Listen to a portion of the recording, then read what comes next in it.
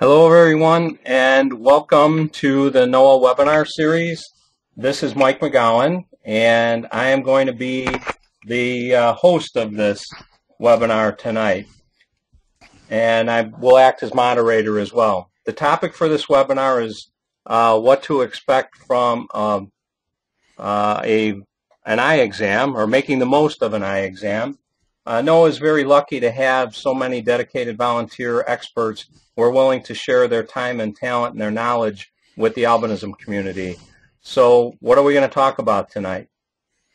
This webinar will address the components of an eye examination for those with albinism, including case history, measurement of visual acuity, eye health assessment, determination of refractive error, and evaluation of strabismus and nystagmus. Special consideration of the needs of infant and preschool eye examinations will also be discussed. The GoToWebinar that we're using tonight allows participants to ask questions using a chat feature. You will see a spot on your screen where you can submit written questions. Everybody on the webinar tonight is in listen-only mode. So you can hear me and you'll be able to hear our presenter, Thompson, but we can't hear you. So the way that you'll communicate with us is to type those questions in, and feel free to do that at any time during the presentation. If I see a question and Rick has a little bit of a break during the presentation and it's right on point, I will interject that question. Otherwise, most of the questions may stay till the end. And what I'll do is eliminate the duplicates and make sure that we get to the most interesting and far-reaching of the questions. I would like to remind everybody that the webinar will be posted on NOAA's YouTube channel within a few days or a week or so. So if you have to leave or experience technical problems, please look for the recording on NOAA's YouTube channel. Our presenter this evening is Dr. Rick Thompson. Rick graduated in optometry from the University of Waterloo, Ontario, Canada in 1979. In addition, he earned his fellowship at the American Academy of Optometry in 1982. In 1985, his interest in children's vision led him to study developmental and behavioral optometry. In 1993, he and his wife, Trish, became proud parents of their fourth child, Leanne, who has oculocutaneous albinism. He is in private practice in Brampton, Ontario, Canada, where he offers general optometric care as well as vision therapy and low vision services to both children and adults. Dr. Thompson contributed to the vision section in NOAA's 2008 publication, Raising a Child with Albinism, A Guide to the Early Years.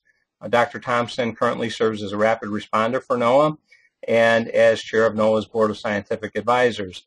Rick also authored a column on low vision in NOAA's magazine a few years back. So at this point, take it away, Rick. Thanks, Mike, and welcome everybody. And we're so glad you could join us tonight.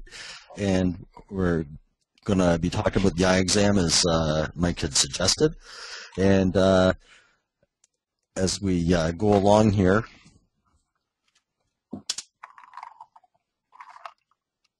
I got to find my keyboard here. Okay, here's my email address. If at any point you want to contact me, please do it through Mike through this webinar. But after the webinar, this is my email address if you have some questions you mean to ask afterwards. Here's my family. This is, we have 4 kids, as Mike I don't know if Mike said in his introduction, but we have 3 boys and our daughter, Leanne. This picture was taken several years ago. Leanne's a little bigger now. She's 17, and she's quite all our kids are a joy to us, and she certainly helped me learn a lot about albinism. But some of the things we're going to talk about is, I want to talk about specifically is what to bring to the eye exam. And the short answer is everything, including low vision devices, glasses, any reports that you might have. When it comes to low vision devices, even take things that don't, even if they're not successful in the past. Some things might be the right item to have the right device, appliance, but presented at the wrong time and might be useful at a later stage when new activities are need to be addressed. Case history, we're talking about the internal and external eye exam and the acuities and the importance of a good refraction. Some of the features of albinism we've gotten written here. Astigmatism is a common one. That's a refractive error and various problems of the retina, nystagmus. The interesting ones about the chiasm and the visual pathway, this is inside the brain, and the lateral geniculate body is another portion of the brain that changes the where the pathway is changed, and there's synapses in the system. And strabismus, that's a turned eye. We're going to talk about this in a couple of minutes. Here we go. Here's the parts of the eye. The corneal astigmatism, if you see at the top there, the front of the eye, the cornea should be shaped more like a basketball, and if there's astigmatism, it's shaped more like a football. The other parts of the eyes are normal, like that crystalline lens and the vitreous humor. That's a gel inside the eye. But at the very back, that dark area where it's marked adjacent to the choroid, there's a layer called the RPE, or retinal pigment epithelial layer, and that's where the pigment is found in the normal eye, and it's of course lacking in the those with albinism. And these all have ramifications as to how it affects the person's way to see. When you first go for the checkup, you'll be asked, you know, a number of questions, and that you should be prepared to answer. Bring a list of the medications if any are taken. Bring all any current glasses or contact lenses, whether they're hard or soft, and any information you can. If the eye doctor, whether it's an ophthalmologist or optometrist, is examining you for more than the first time, he might have all this information in the records. Bring with you any questions about problems with glare, like thinking about whether it's in midday or at the end of the day, and what you find useful to help them. Night vision is actually usually better for those with albinism, but not necessarily. And like a lot of things, there's quite a variability in the albinism community as to the nature of their problems. Some professionals have reported maybe a greater incidence of allergies that can cause commonly itchy eyes. And you might be bring details about any surgeries. And when we speak about surgeries, typical surgeries that people with albinism might have are those relating to strabismus, nystagmus, cataract surgery, and maybe even occasionally glaucoma or retinal detachment.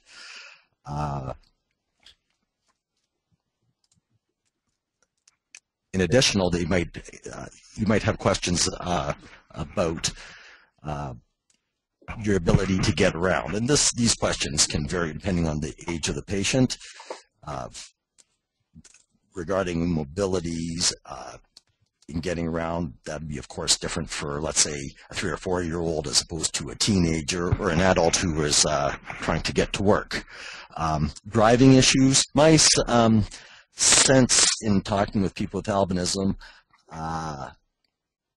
that about 20%, 25% are able to drive because of the variability and the restrictions amongst states and provinces about the levels of vision that are required for driving. As far as, and a lot of other things that we have listed here already. Okay, on the next slide. Computers are a big thing are really a boon to those with those who have albinism, because there's so many ways that people can be used, computers can be used to see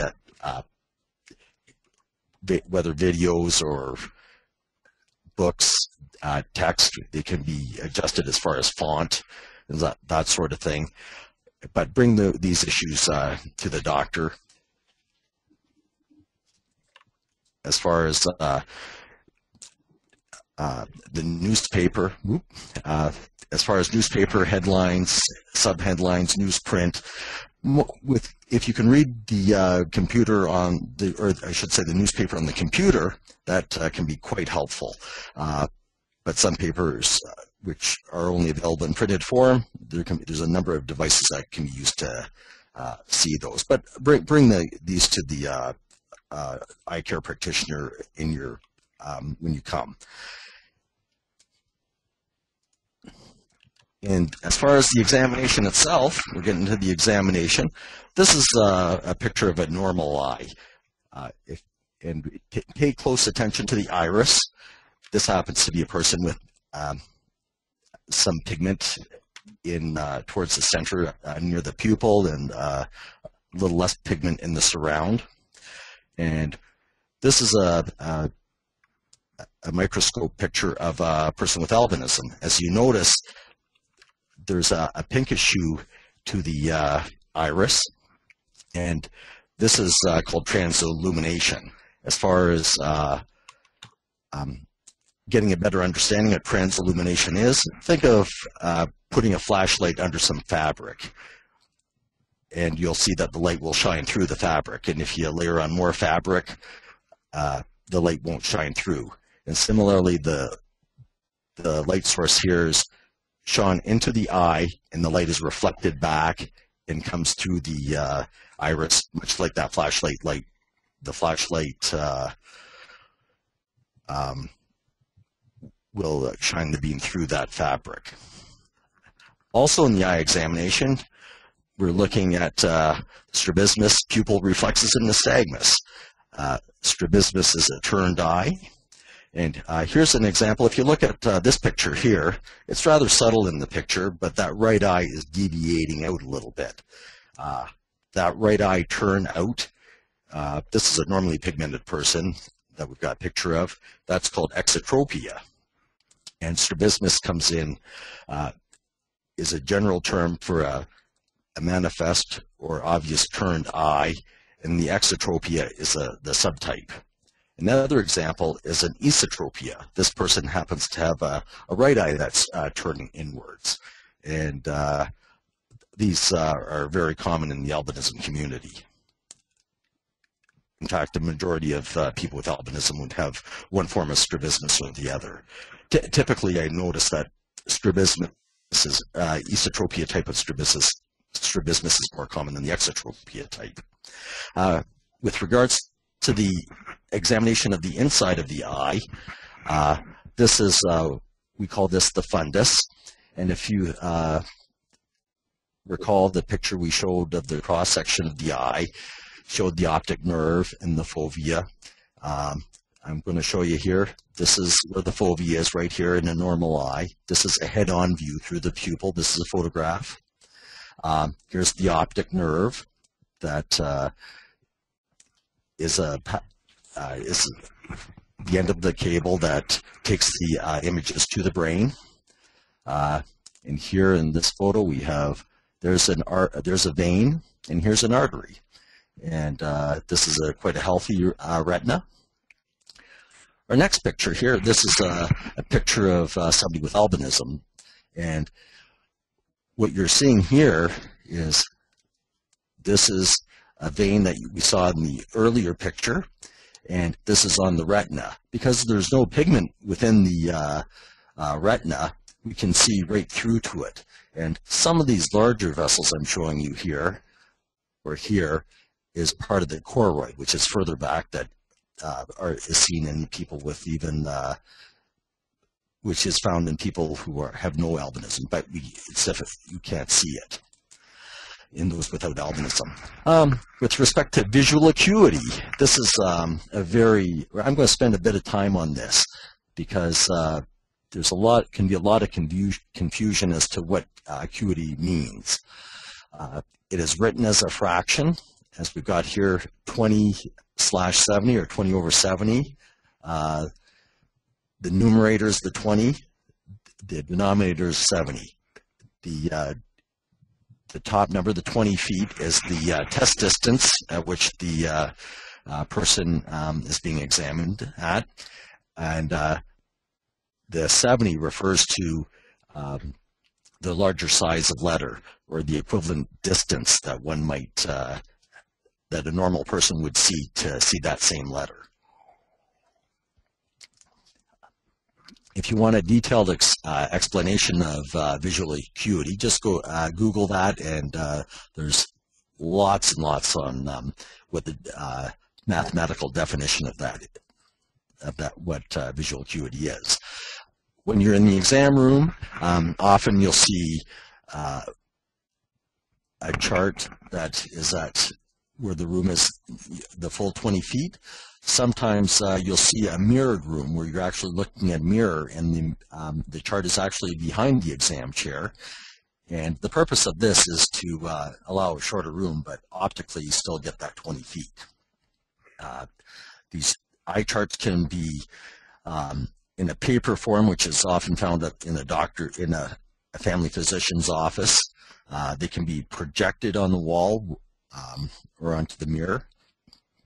And more recently, LCD monitors have become into vogue, which allows a lot more flexibility in checking visual acuity.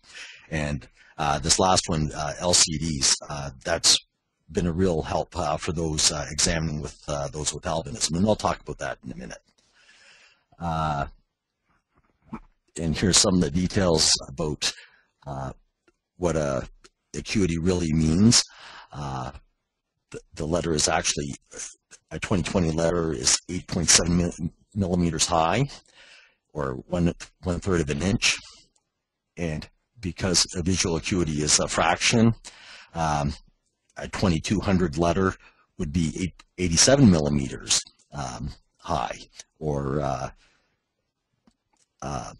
10 times the size of the 20/20 letter, just to give you an idea or a feel what it is.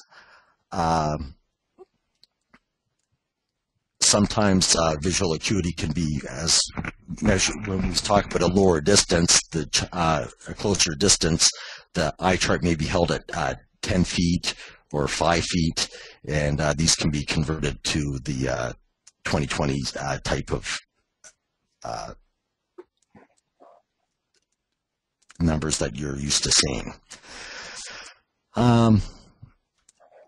As far as the standard Snellen chart, there's not really a lot of letters in the larger letter size, and I'll show you in the next one, and this can cause errors for the patient. As you can see here, there's a lot of sampling here. There's 20/20, 20/25, 20/30, but when you get into the lower acuity ranges of 20/70, 2100s, and those next jump up to 2200, it's a little harder. And of course, if somebody with albinism is at the 2200s level or 2100s level, as you can see with a chart like this, the eye chart can be memorized very quickly. But in terms of addressing more choices in the lower visual acuities of 2200s and 2100s, that area, a logmark chart was designed, and they have smaller intervals of letters, and you can recognize this because it looks like an inverted pyramid. Here's one that we've got. Again, if you Google a logmark chart, you can see different samples of these. They come in different designs, but this line here would be the 2200s. This one here is the 2160. This is 125, and so there's a lot more sampling of the larger letters. LCD charts, which I was talking about, liquid crystal display charts, is really a monitor hung on the wall to typically they're a square shape, and they can have letters or characters created by a computer. And since it's created by a computer, they can be randomly changed, presented in lines. We could get away from the letters and have tumbling E's, which are E's facing left, right, up, and down. We can have numbers. We can have pictures, which are very helpful for those in the albinism community. And that, as I got on the last point there's a random change function. So it's very difficult to memorize this chart. And here's an example of one of the larger characters for a child. This is a birthday cake. On this same screen, there's a horse, a hand, telephone, a Jeep, a number of characters that can sample the people who don't know their letters, especially young kids. This type of chart is very helpful. This is a sample of a log bar chart that's presented, taken from an LCD chart. And these letters can be randomly changed very quickly. We can present letters singly, and for those with albinism, if they're presented singly, that is a little easier for them to see. And with these different charts, one thing that's important to realize, that we can get different types of visual acuity depending on which chart is used. And there's and visual acuity can be taken under different circumstances. One important thing that can cause confusion is the difference between unaided and aided acuity. Unaided visual acuity is taken without any glasses or contact lenses. This is just with the naked eye. Aided acuity is with a correction. And when we're talking about acuity, really unaided acuity is rather in terms of vision impairment, can be is very often meaningless. We usually talk about corrected VA or visual acuity when we're talking about vision impairment, and not unaided. Okay, and another consideration is whether you do it with one eye or both eyes. If you happen to see in a report or even an optical prescription, you might see the term OD. OD means ocular dexter, which is a Latin term meaning right eye. OS is ocular sinister, meaning left eye. And you might see these short forms. But more and more we're seeing these terms written in plain English, where you'll actually see right eye or left eye, or RE or LE. Binocular acuity is taken with both eyes together, and this is written OU if we're using the Latin abbreviation. Typically, those with albinism have a good line or two better with both eyes, with visual acuity with both eyes open. And this is probably, for me, the OU, or the binocular acuity, or the both eyes open acuity with glasses on, is really the most meaningful measurement of how a person sees. And the visual acuity is better with both eyes open because the nystagmus, the back and forth eye movement that is so typical of those with albinism, will show up. One thing I forgot to mention earlier on, nystagmus, that back and forth eye movement, left to right, random eye movement, that rhythmical eye movement that those with albinism have, shows up not right at birth, but it can, but often it shows up at about the 10-week mark after birth, and dampens slowly towards the as the child becomes older and into adulthood. With respect to visual acuity, be aware that it can be recorded. The visual acuity should be recorded aided, meaning either with glasses or contact lenses, or unaided, meaning with the naked eye. I'm going to give you a couple of examples of what these mean. Unaided visual acuity of, let's say, our patient A, it could be recorded as 20/800ths. And with the glasses, they might, using a Snellen paper chart, this very same patient might see 2200ths. Using an LCD chart, the same patient might have a 2150 acuity. In the logmar chart, this would be 2125. This is all the same patient using the same, or using different eye charts, but see how we're coming up with different numbers, and that's important to realize. And this can stress a lot of people out that they can see one doctor and get one acuity and maybe see another one and get another acuity, and it might be really all the same value, but how it's recorded. And typically when we're looking, and it could be either single letter, or in the terms of the logmar chart, there could be several letters on that line, which can change the result. We've got another patient here whose acuity is 2070, and these are very typical of those with albinism. This would be on the better side of vision for those with albinism. With glasses, the same person might see 2070, and with the LCD chart, they might see 2063, and that logmar chart might be 2063. And with the glasses, even with that pair of glasses, if this person happens to be farsighted, this pair of glasses, while it might not make much of a difference in visual acuity, it might make quite a difference in comfort. So I'm going to be talking about refractive error shortly, but I think it's important to note that you don't use just visual acuity as to whether a person should wear their glasses all the time or not, or even have glasses, because there can be a big difference in stamina and comfort that is not measured on the acuity chart.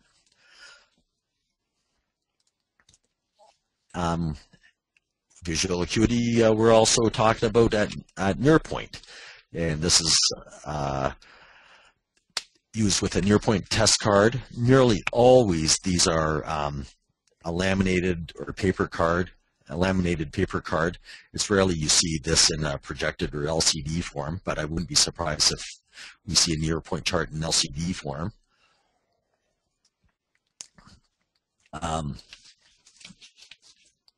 When checking near point acuity, what I do is I give the near point card to the patient, and I actually want to see where they're holding it. And those with albinism will invariably hold it closer, typically 5 to 10 inches, no, 10 inches at the most. And whereas an average pigmented, normally sighted person would hold it maybe about 18 inches. And when a person holds a card, one can observe whether they have odd postures that can make them quite tired and fatigued. And even they can have it, the vision can blur if they're holding it very close, and comments as to, and if you're having your eyes checked, if you have albinism, tell the practitioner how it feels when you're looking at it. And the amount of light might make a difference in what sort of acuity one gets. Typically, there's different ways to write visual acuity. Probably the more common ones that have more meaning is what we call reduced Snellen, and it's just a near point form of the traditional method of recording visual acuity. but there's these other notations of M, J, and N. Okay. When looking at near point, our eyes are really built to see far away, and we have a muscle inside the eye called the ciliary muscle that controls the crystalline lens that's inside that eye that focuses up close. And this effort has to be put in place to see up close. To get a better idea of what this is about, this is the ability to focus up close is what we lose when we get into our, normally pigmented people lose when we get into our 40s and require reading glasses. This is called accommodation, and it's measured in diopters, and it does require effort. And if a person happens to be myopic, I'll talk about that in a few minutes, that taking off the corrective lenses can make a difference. If you're farsighted, you might need a stronger prescription to help you focus up close. As far as low vision aids, we're not talking about low vision devices in this talk tonight, in this webinar, but visual acuity is a very helpful measure to figure out which magnification to use. And if a person has reduced acuity, we don't necessarily want to make it 20/20 with a magnifier, but typically you want to get them at least 20/30 for and to give you an idea of how visual acuity might work in terms of a low vision aid. If a person has 20/100ths acuity, if you have a 2 times magnification, that will allow them to see a 20/50 target. But when we're talking about magnification, there's 3 ways to make things bigger. The first one that those with albinism learn is relative distance magnification, or in other words, move closer to what we're looking at. And I noticed this with our daughter Leanne when she was even 2 years old. When trying to read her storybooks, she would move in closer to see what so she could see the pictures, and it was quite a challenge to try to read the words while she was trying to see the picture as she moved in closer. So people with albinism tend to learn this first method of magnification relatively quicker than others. Relative size magnification is just making it bigger, whether it's using photocopying a target, or if you're using a Sharpie to write out a story or a note for somebody, just making it larger. That's an easy way to do it. We can also make it bigger using the computer by various elements within the computer that can make the font larger. And you can get into more complex systems using telescopes or microscopes. With a low vision, in a low vision exam, with regards to refraction, we have to look at with power to make the spectacles and the contact lenses. We have to look at different tints. When we talk about tints, there's not only the darkness of the tint and the color of the tint. You can have colors of all the different colors of the rainbow, from blue, green, orange. The most common colors, though, tend to be brown or gray as a sunglass. Telescopes are available in different forms. If it's mounted in the spectacle, telescope is called a bioptic, and the acuity can be measured through that. For reading, a person might need a bifocal or reading glasses, and that's what I was talking about with the loss of focus up close when we were talking about accommodation earlier. Magnifiers are in a variety of shapes and sizes, like they can be handheld. A dome magnifier is a really common one that those with albinism like. which is very intuitive, can easily learn, quite portable, not too expensive. These are also known as paperweight magnifiers. They can have lights without lights. And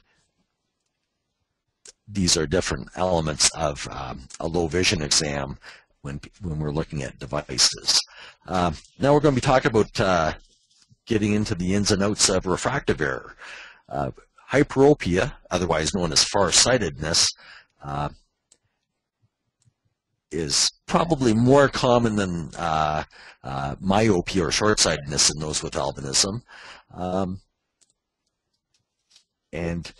We use plus lenses to correct. And plus lenses, you can they tend to magnify the eyes when you see them in front of the eyes. We've got a little diagram here to show that those who are farsighted, the light is in a relaxed eye. The light is focused at the back of the eye, as you can behind the eye, as you can see here. And the lens, the convex lens, this lens that I'm showing you here, allows that same light to be focused at the back. Okay, astigmatism is, if you look at the word, it's actually the letter A means no, stigma means focus, and the word really means no point focus. And there's no, because the eye is shaped more like a football, as I earlier described, the cornea is shaped like a football. We get that there's not a nice in-point focus behind or in front of the retina. And cylindrical lenses are used to correct that. If a person uses contact lenses, we're talking about toric, T-O-R-I-C, contact lens, and also a hard contact lens can correct for that. The other refractive error is myopia, otherwise known as nearsightedness or short-sightedness. It is things are more clear at closer distances than longer distances, and minus lenses are used to correct for this, or convex lenses. And we got a diagram here. The light for those who are myopic is in front of the retina. This is in a relaxed eye. And with the convex lens here, the light is focused on the retina here. We've got another diagram here with astigmatism. And when I talk about the eye is shaped like a football, when you look at this radius of curvature here, I'm showing you right here, that tends to have a flatter radius or less of a radius, or a flatter surface than this surface. And if you think about a football, the ends of a football, let's say if one is here and the other is on the other side here, if you're holding a football, thinking of the radius of curvature is different in those two meridians. And with light is focused, we got really 2-point focuses. Actually, these are called line foci, if you want to be technical about it. And a cylindrical lens, as I said, will correct for that. Just one second, Dr. Rick. Sure. Just give you a chance to catch your breath. I just want to remind everybody that you can ask questions using the feature there that you should be able to see on your screen. I haven't oh, wait a minute. I'm just wanted to remind everybody of that because I didn't think that I saw any of them, but I do see some. So just a reminder. Go ahead, Rick. Yeah. Are there any questions you want to bring up now, Mike? No, sir. Okay. So in a prescription, we have some numbers. And well, actually, I'm sorry, Rick. Actually, there is a question that is on point. I was looking in the wrong place. I apologize. I have astigmatism, but I think it's likely due to a lack of fovea rather than the football shape on my cornea. Should I still ask about the cornea at my optometrist? Well, I don't think, by definition, astigmatism is a refractive problem as to where the light is focused on the retina. I'm glad you brought this up about the fovea, and I should have described it a little earlier in this webinar.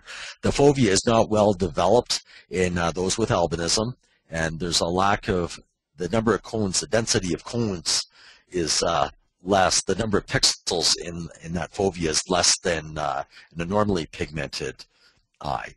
And astigmatism would have nothing to do with that. It's a curved plane, and astigmatism wouldn't be affected by that. By and large, astigmatism would be, and I would bet money on it that in your eyes, the astigmatism is in the cornea, but it can be part of the lens within the eye. We can have a toric shape of the crystalline lens that's in this eye that can cause the astigmatism. But astigmatism has to be, one or the other, either the cornea or the crystalline lens that's inside the eye. Does that sound like I'm answering the question, Yes, Mike? sir. Yes, sir. Okay. Okay, any other questions before I move on? Go ahead. Okay.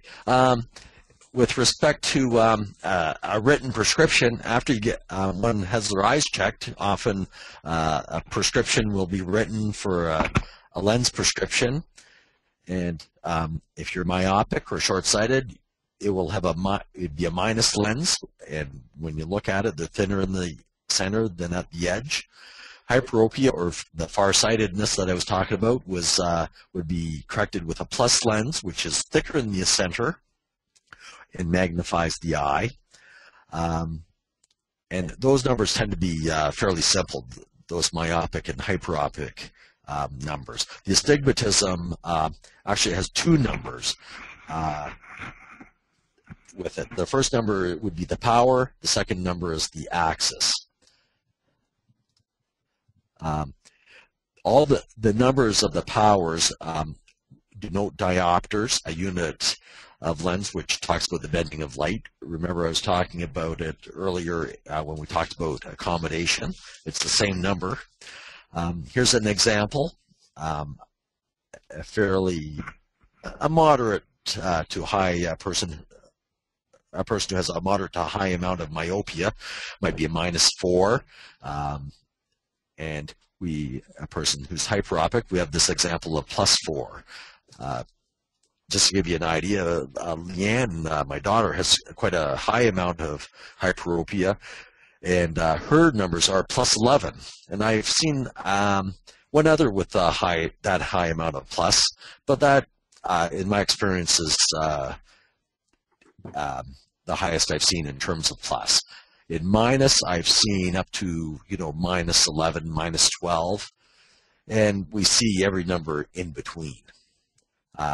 These two numbers are the spherical corrections, hyperopia and hyperopia, and now we're talking about astigmatism. Now, this is a real-life example of many people with astigmatism might have.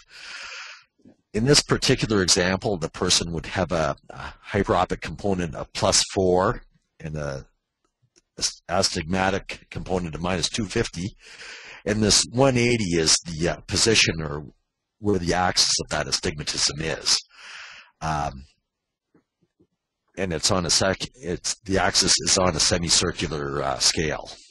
The same prescription can be written as a +150, a +250 at 90. Notice this is the top number here, and this one down here. These two numbers I've just showing you this is exact same person, same prescription, just written in a different form. The first one is called -cylinder form. The second one is called +cylinder form. And when people look at these two prescriptions, you can say, holy cow, this is quite a, I've got different prescriptions from two different doctors. And these two are exactly the same prescription. And if you're comparing one to the other, the doctor or the optician will be able to help you convert it to either plus cylinder form or minus cylinder form. So if you are comparing prescriptions, you can compare apples to apples. As far as a careful refraction, I think we should talk about with eye drops or without eye drops.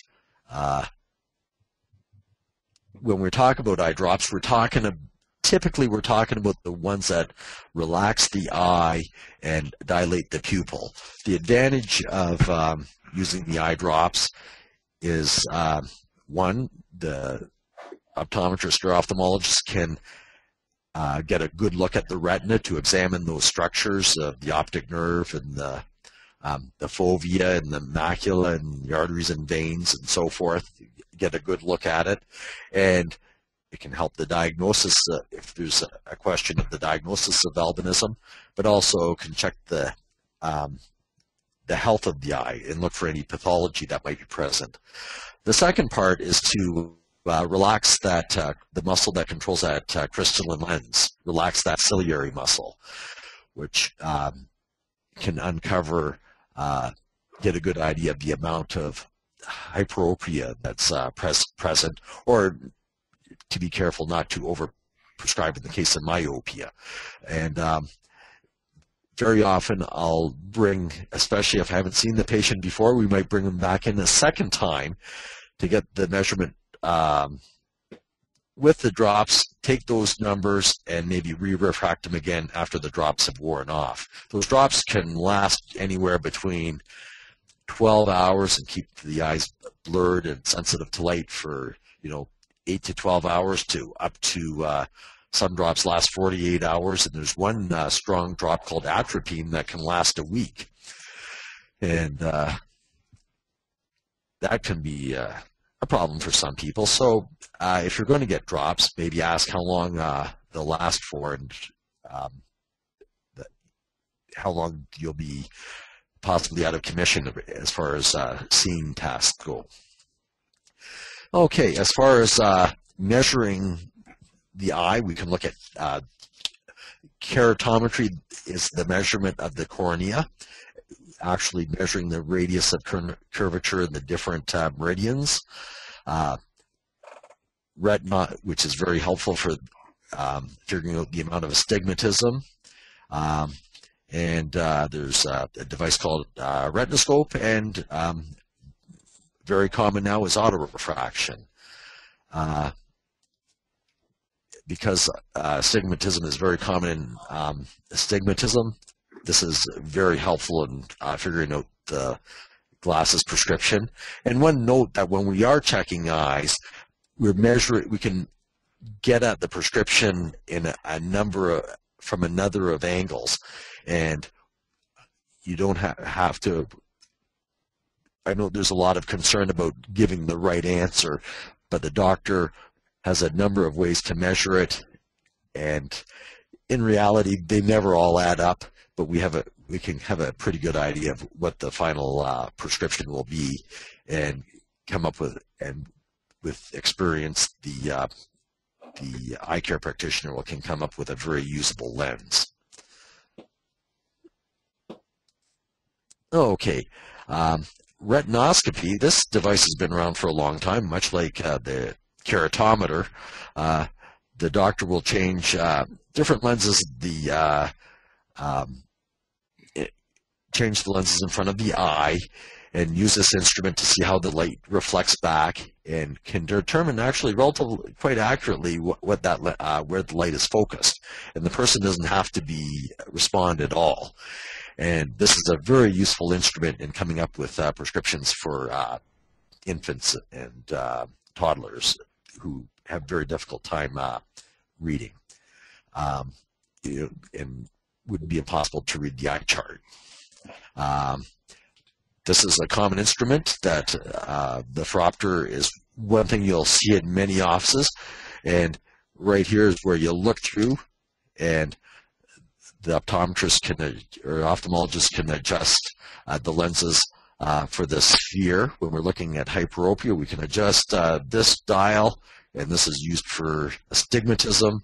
and it's quite handy to show a number of lenses in very short order. Well, yeah, Rick, we have a question here that is, Sure. I think, kind of on point here. I think one of the, and I may not have the device right, but this one of the questioners talks about this large device like this, and when the optometrist or the ophthalmologist is making the adjustments and changing the lenses out, kind of rapidly. And this is, I'm drawing from my own experience.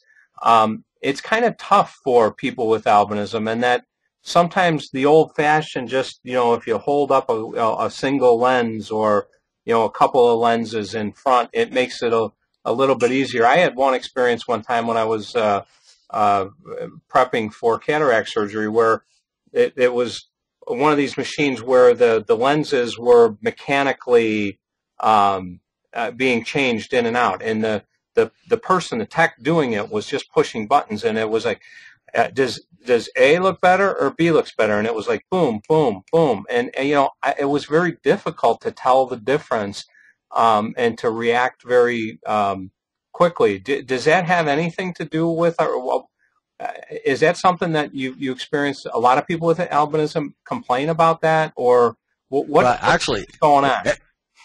Everybody complains about that. And just to give you a tip, that's a very good question. When we're doing it, we will take Acuity, and you're talking about the classic answer or question, which is better, 1 or 2. And when I'm doing it, and most practitioners I would say would do this, I not only listen to what a person says, but I listen to how they say it. And after examining a lot of people, I listen loud and clear. If I hear a hesitation or a frustration in their voice, I will go back and check the lens or make a wider step. Some of the choices when we're doing we're talking about subjective refraction when we're doing this, and at this point I'm talking about the objective refraction using the autorefractor and the retinoscope and the keratometer. We're coming up with the numbers without the person saying anything, and we have a pretty good idea of where we're going when we've done these objective tests. And when we get into the subjective refraction, which you're talking about, that's when it's being refined. But of course, some practitioners, unfortunately, do go too fast, and it is too fast for the patient.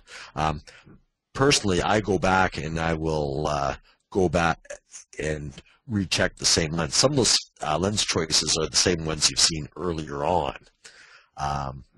And if you've and even pigmented people, normally sighted people, might have the same complaint. And I guess the final analysis, if you're older and you're observant and you have a pair of glasses that you're having trouble with, it probably didn't go well. And of course, when you're dealing with a younger person, as a parent, you'd be concerned, have we got the right numbers? Because a child might not be able to answer those questions. But that's where we're getting involved more with the objective. We rely more heavily on the objective test results. I just wanted to add one thing here, sure, by way of commentary almost. One of the things that we covered in one of the other webinars was the way that people with albinism see, and I think people that don't have albinism and have a vision that's correctable by lenses, there's a difference in blurriness, and it's much more obvious. So that when whereas a person with albinism, it's more a degree of the resolution of the picture that they're looking at. So when it makes sense to me now, Rick, when you say that you're kind of checking what your other measurements say, and you're kind of refining it down to, within a narrower range. And I think what happens is you're asking us to tell the difference between something that's really fairly marginal. And you're saying, well, is this better or is that better? Well, to be honest with you, it's like, how the hell do I know? It doesn't. They look a lot alike to me. So I just wanted to remind you, Rick, that we are on about the hour. I've got a few other questions. So how much more do you have to wrap up? Yeah, we have a few more things. We're getting close to the end. Maybe we should be done maybe 5 minutes, maybe. Okay, so it's probably, if we have the watch on me, it might be 10. Okay, let's roll through this, and maybe I can answer maybe a little more to the point that other question. When we can't get the Phoropter in front of a person, we might use a lens rack that we have in front of here. And this is a retinoscope we have beside, and we'd use that in combination with these lens racks. And this is, I use this quite often with the infants and preschoolers, so we can't get the Phoropter in front of. And here's an optometrist using a lens rack in front of this is not a person with albinism, but this is how it would be used. This person might be looking far away at a 20-foot target. And so this gives us the person that just has to look at distance, and it's pretty passive. The patient doesn't have to answer any questions. This is an autorefractor. Right here in the screen, we've got this is the eye, camera view of the eye. In the center right here, you might be able to see a picture of the pupil of the patient over here, and they're centering the target, and there's an infrared scanner that scans the retina to give an objective result, and the autorefractor will print off the results.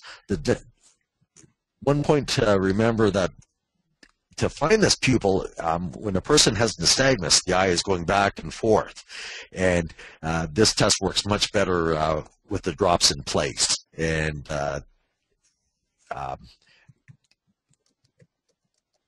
because of the back and forth movement, we can capture the retina much more easily. A small pupil, it's tougher with, and with nystagmus, it makes it really tough.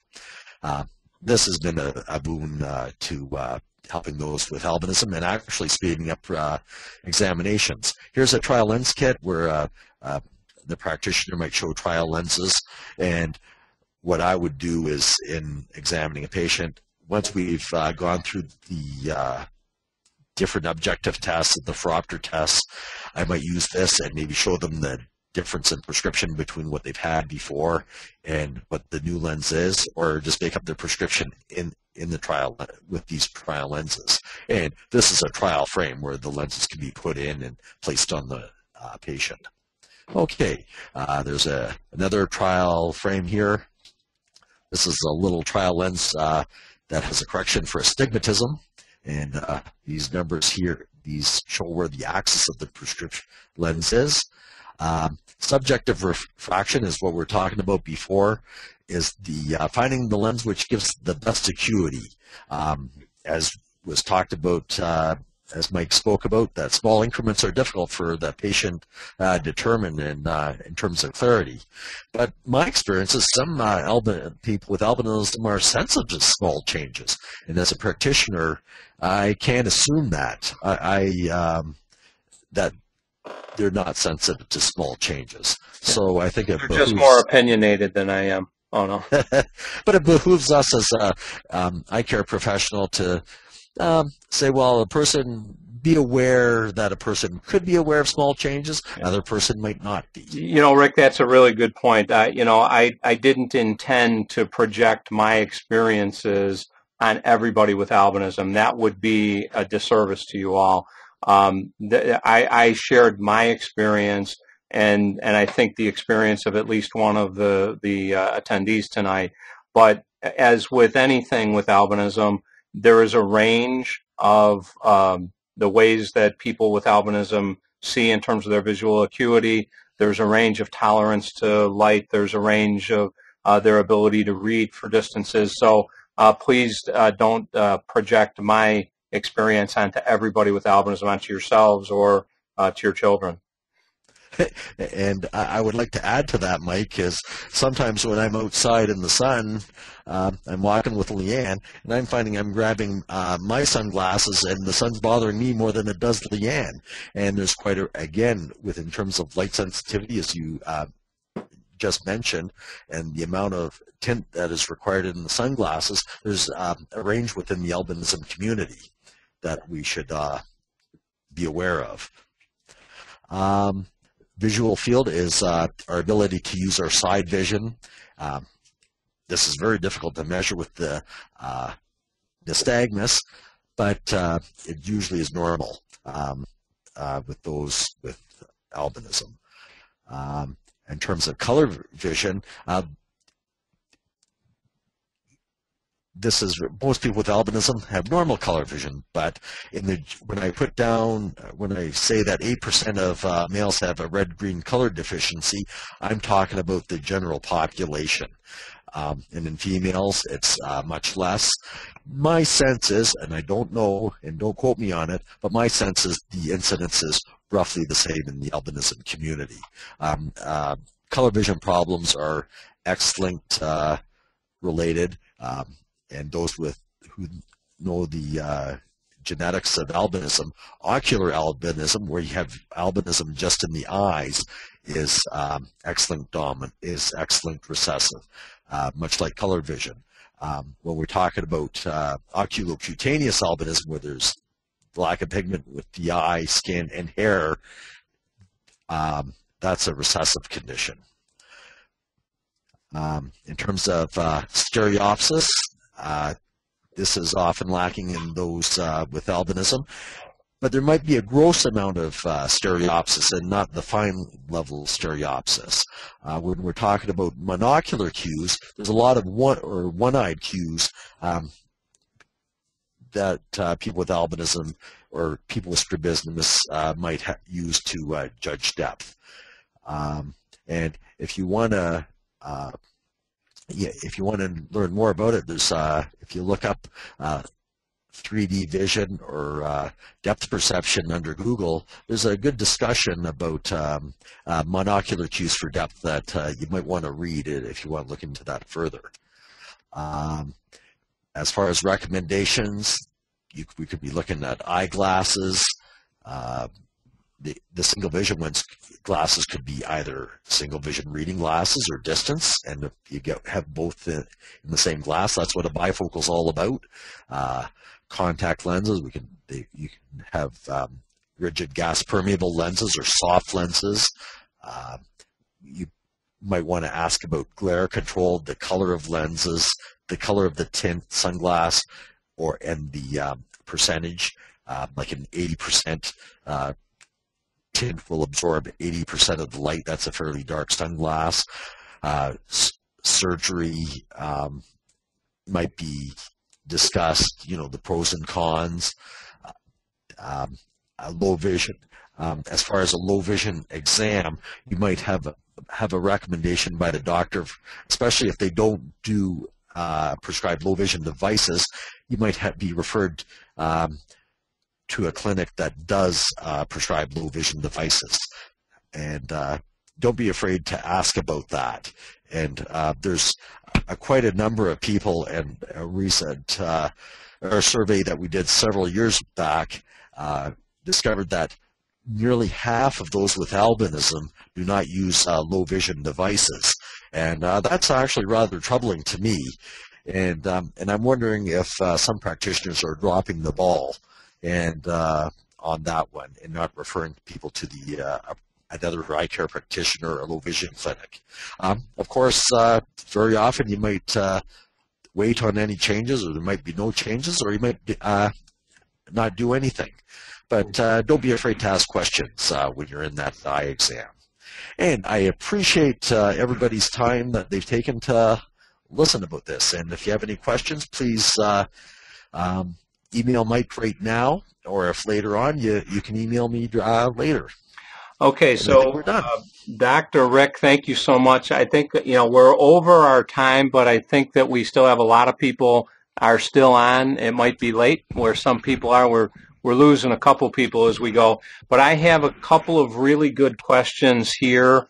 And for those of you who don't get your questions answered, or for some of you who have asked more in-depth questions, please feel free to email Rick. But I've got some really good ones here, Rick. If you could keep your answers concise, we can get through a few of them. So let's maybe go for another 5 or 10 minutes. Okay. When should astigmatism or refractive error be corrected in an infant or toddler with corrective lenses or contact lenses? As far as it depends on the amount of astigmatism and the amount of farsightedness or short-sightedness. And typically, one waits as long as they can. It depends on the child. Can we keep? One question is, can we keep sunglasses on them? If they are keeping sunglasses on, you might prescribe earlier than later. My observation that for youngsters with albinism, that the astigmatism tends to show up a little later. When I examined Leanne when she was 2 years old, she got her first glasses when she was 2 years old, and that did not have a correction for astigmatism. And that's typically 2 to 3 is a good time. The younger they are, often within a 6-month or a 12-month-old child, the refractive error can vary from exam to exam. So you might have two consecutive eye exams, maybe 1 to 2 months apart, to make sure you're getting the same numbers.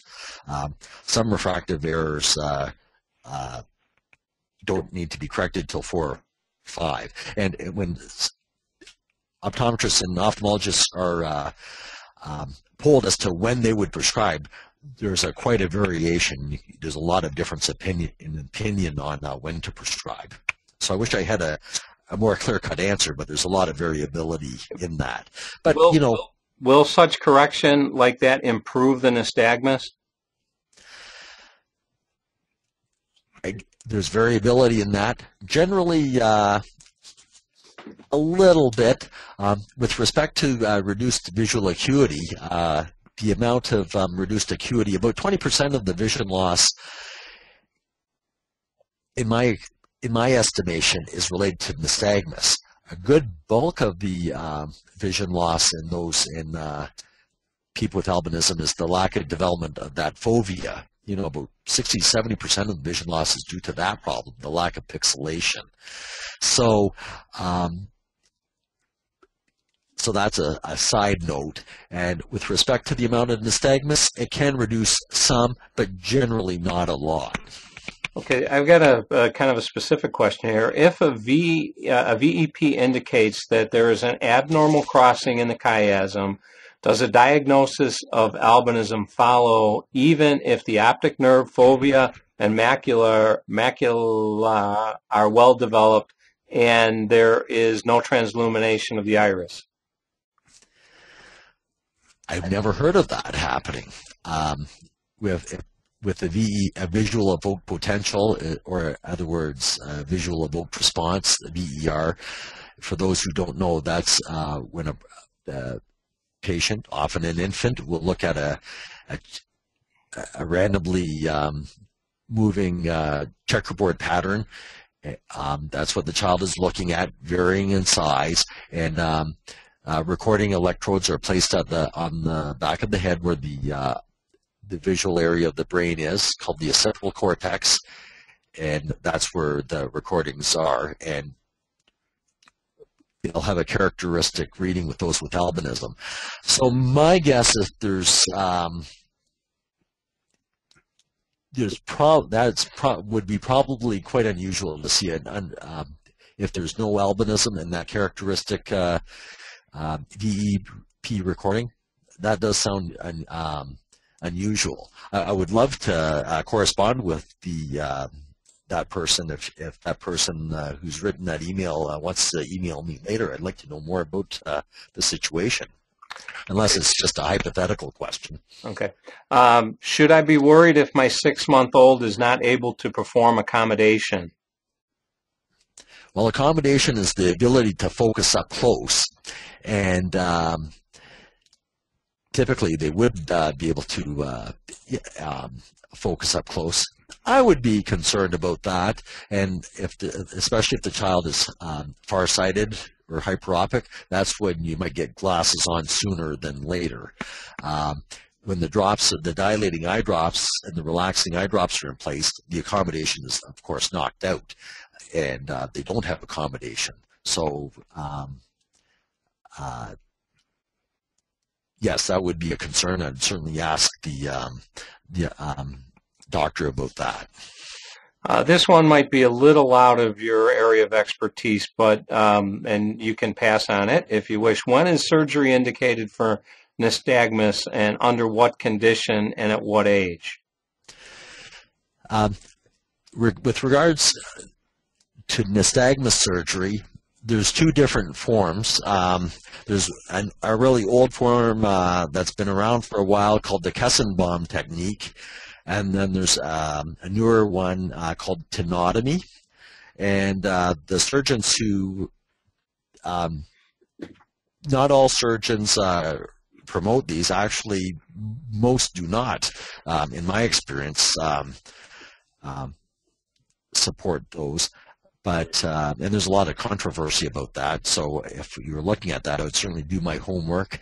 The indicator is the amount of foveation that a person makes, and the extent of the nystagmus, whether there's a null point. A null point is where if they turn the eye to the side or up, if the nystagmus is reduced, then that might be an indicator of to do nystagmus surgery. The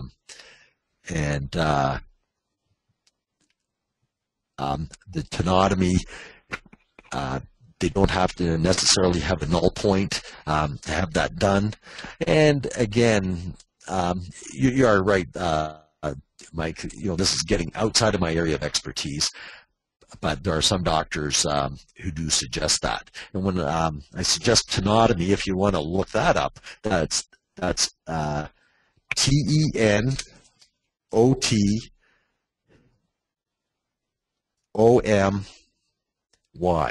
And you might want to look that up, and for those who don't know, to learn more about that. What causes strabismus? That we don't really know.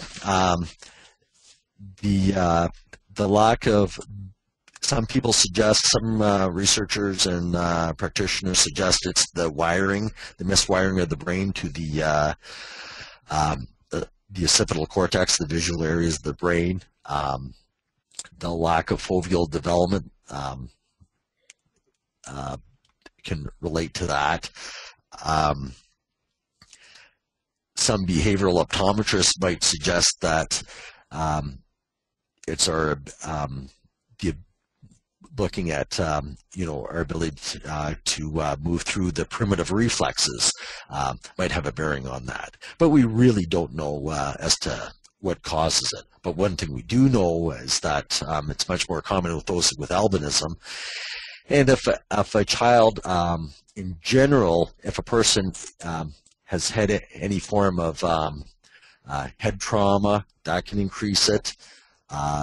Also, too, if a child has had any fevers, high fevers, that can relate to a higher incidence of strabismus as well. On visual acuity, does 2200 mean that I see at 20 feet what a normal person sees at 200 feet? That's right. Okay. Well, and here's you want me to have short answers. Okay, yeah, you said we needed short answers because we're way over time here. Is it harder for a person with albinism to see the machines used at the DMVs to measure their visual acuity? I don't. It's interesting that the devices used in the at the different DMVs is for those who don't know, it's a closed instrument where you're looking inside. You're not really looking at 20 feet. It's an optical 20 feet. And I don't know the answer to that question. I practice optometry in the province of Ontario, and in our jurisdiction, the optometrist or the ophthalmologist gets final say. So if they have problems seeing the instrument in the Acuity at the DMV, a form would be given, and they could take it to the optometrist or ophthalmologist, and they could fill it out to indicate the actual visual acuity. Okay, I think we got maybe time for two more questions. What is your opinion of the use of progressive lenses for people with albinism? People with so when we're talking about bifocals, where a progressive is a no-line bifocal. For those who don't know, where the top is the distance and the bottom is the reading part, and the bifocal part of the prescription is called an AD. A progressive lens has an upper limit of a plus 3.5 diopters, and often people with albinism need a plus 4, plus 5, plus 6 AD. So often progressive lenses cannot be made up in that prescription. Progressive lenses tend to have a smaller area to read out of, which may be harder for some people with albinism to see through.